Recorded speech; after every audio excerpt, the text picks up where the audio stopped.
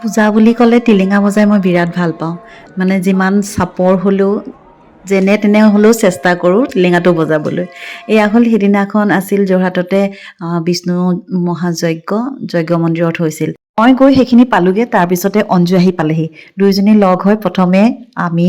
যজ্ঞত অৰ্পণ কৰিবলৈ বুলি নাৰিকল আগবঢ়াই থৈ আহিলোঁ যিহেতু খুব ভিৰ সেইখিনি সময়ত নাৰিকল আগবঢ়াওঁতে তাৰপিছত আমি চাকি বন্তি লৈ পেলাই দুয়োজনীয়ে চাকিগছ জ্বলাওঁ বুলি গ'লোঁ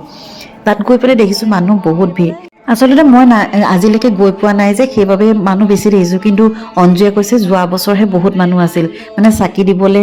ঠাই নোহোৱা হৈছিল তেনেকৈয়ে আমিও দুয়োজনীয়ে চাকি জ্বলালোঁ আৰু এইখিনিতে মই সাগৰিকাক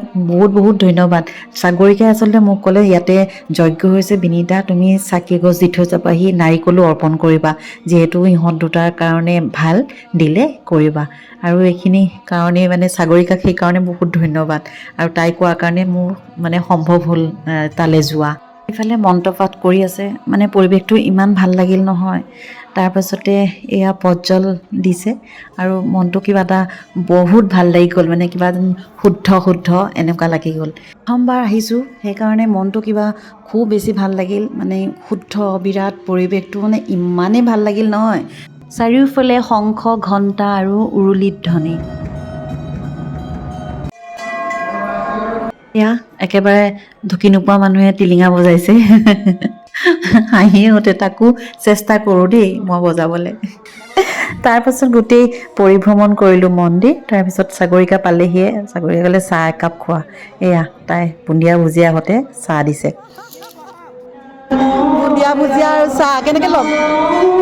অঁ এয়া গাখীৰ চাহ আনি খাইছে না ইনচাফি किया हम लोगों के साथ